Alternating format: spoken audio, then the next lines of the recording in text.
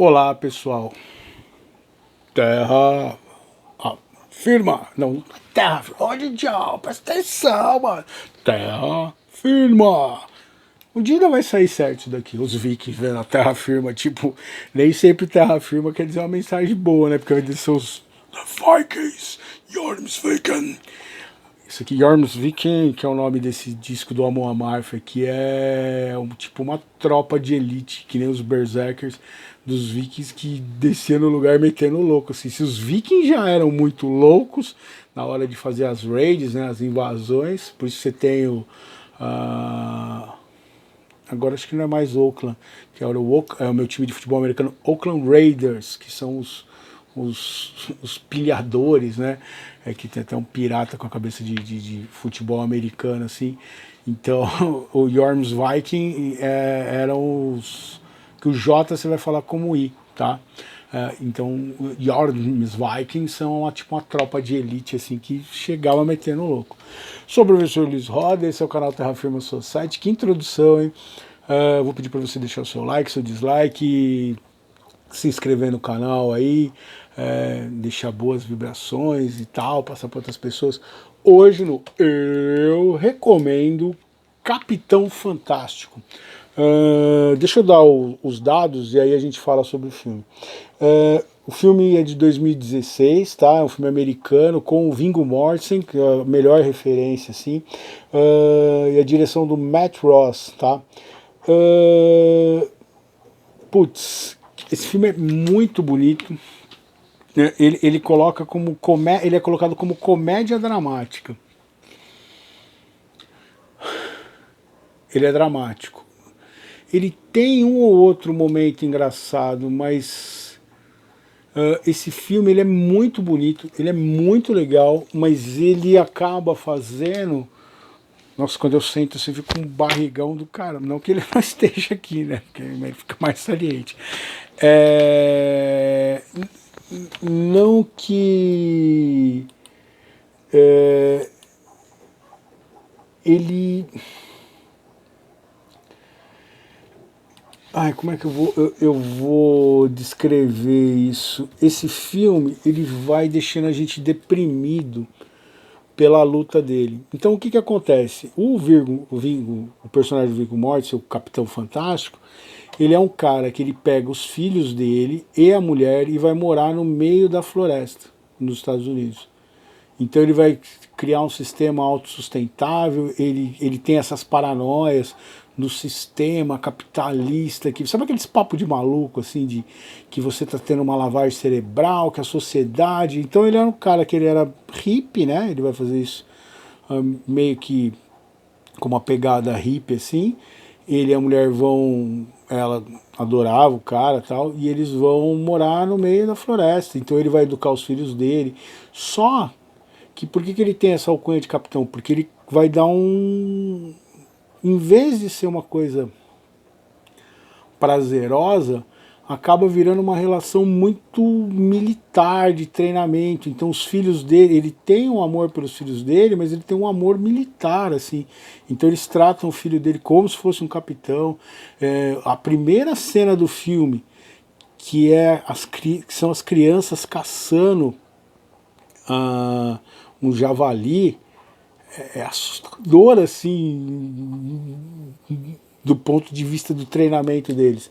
E ele tem desde das gêmeas, que são pequenas, até a filha adolescente.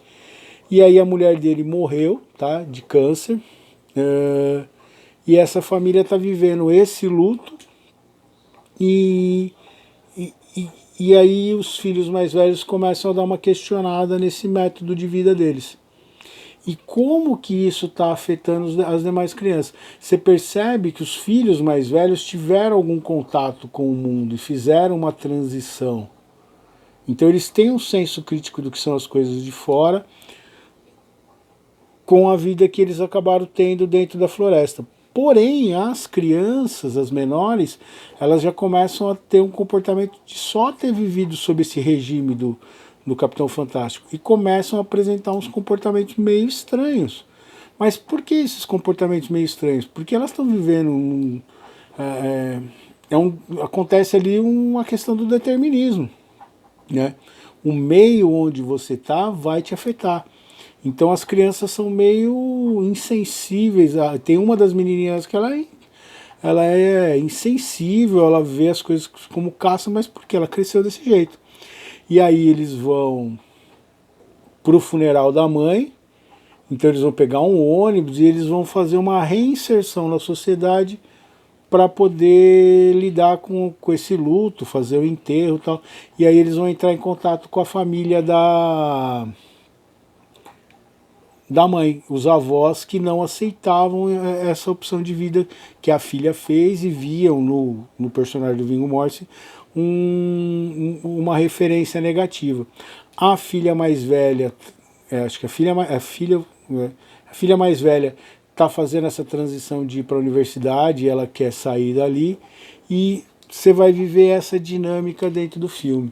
Então e aí é muito louco. Então você vai pode chamar de um road movie, tá?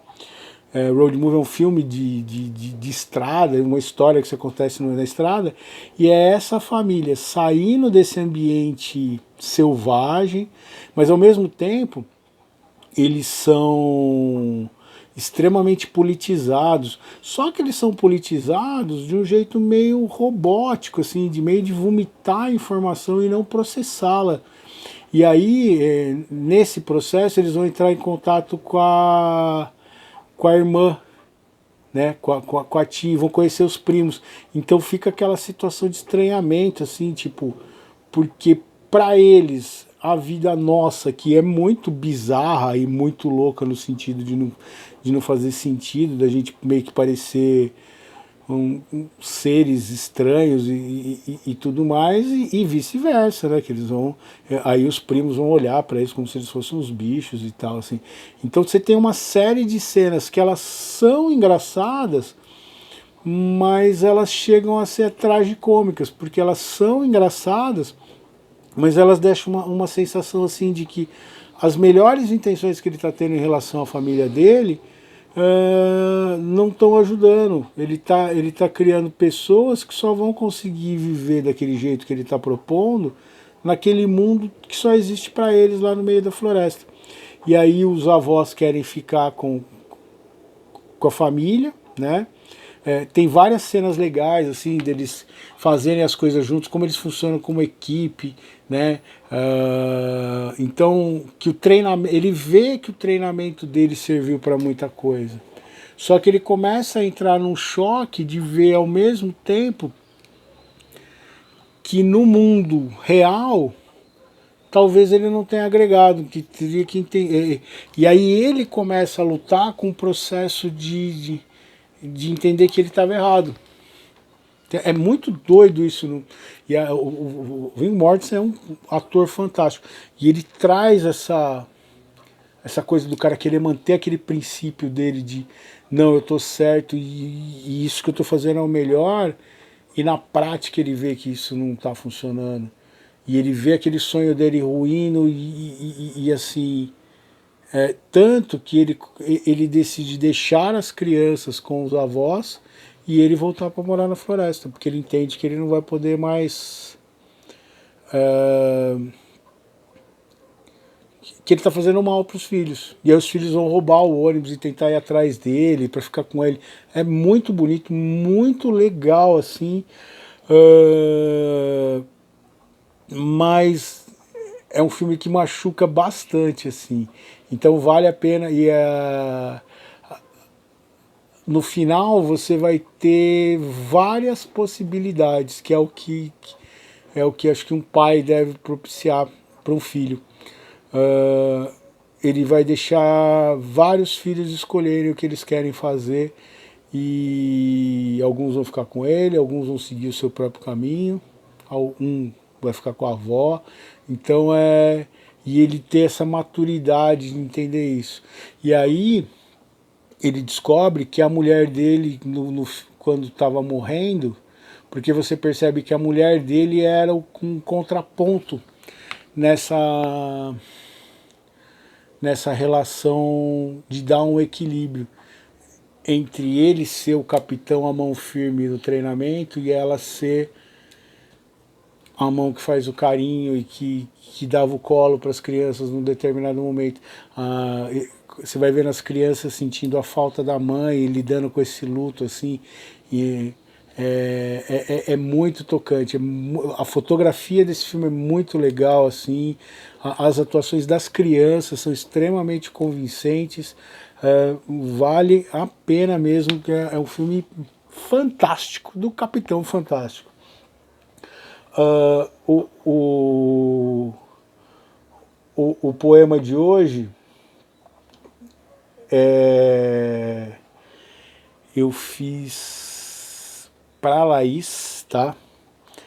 Na relação dela com o pai dela, quando a Laís, a gente começou a namorar, o pai dela, a Laís é filha única, e o pai dela tinha muito essa coisa do Capitão Fantástico, o cara que tem aqueles princípios, que quer ensinar as coisas e que queria prender para proteger, porque você vê que no fundo o Viggo Mortensen ele está querendo proteger os filhos dele, com as melhores das boas intenções, mas que pavimentam caminhos que levam para lugares bem ao sul, né, como diria Slayer, Sword of Heaven, you are being in a Sword of Heaven, você tá no caminho do sul do céu. E esse poema eu compus, tem uma música da Tori Amos chamada Winter, que essa música fala da filha rompendo com o pai, porque o pai com a menina também ele tem essa questão de tentar preservar o máximo do mundo e tudo mais, preservar o máximo, se é que você me entende. E eu tava ouvindo essa música, eu adoro Tori Amos, assim, e a Tori Amos tem coisas muito autobiográficas nas músicas dela, e essa música espelha algumas coisas da música, desse rompimento, ou seja, eu sei que você me ama, mas eu tenho que seguir meu caminho sozinho. Né? E demorou um pouco para o pai da Laís entender isso, mas ele respeitou e ele viu que a Laís se tornou uma mulher fantástica. Temos um tema aqui hoje. Muito responsável, né? E no final ela que cuidou dele, no final, né? Que doideira. E tá cuidando ainda do que ficou. Então eu acabei explicando antes e agora eu vou ler o poema e aí eu acabo o vídeo. Metamorfose. Eu estou aqui, bem aqui, silenciosa depois de todos esses anos.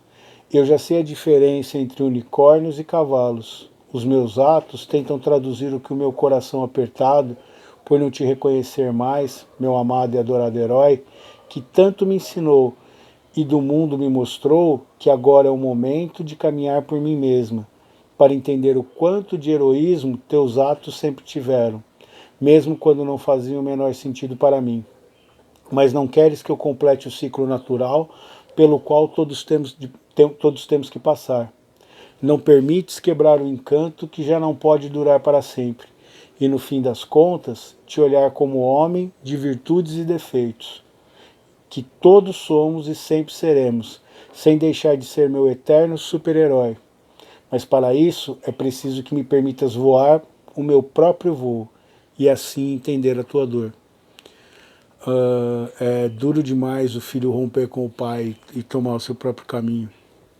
E só, como diz o Renato Russo lá, em Pais e Filhos, são crianças como você. O que você vai ser quando você crescer? Você vai ser pai, e só aí você vai entender o seu pai, a dor do seu pai, todos os sacrifícios e todos os medos e toda a proteção. E esse processo de dissolução dessa imagem mítica é muito louca. No Percy Jackson é muito doido, você vê que todos os filhos de Deus têm problemas com os deuses, ou seja, eles são deuses, mas eles têm os seus problemas. Grande abraço, deixa o seu like, seu dislike, se puder indicar o vídeo para outras pessoas, comentar aí, eu agradeço. Tchau, tchau.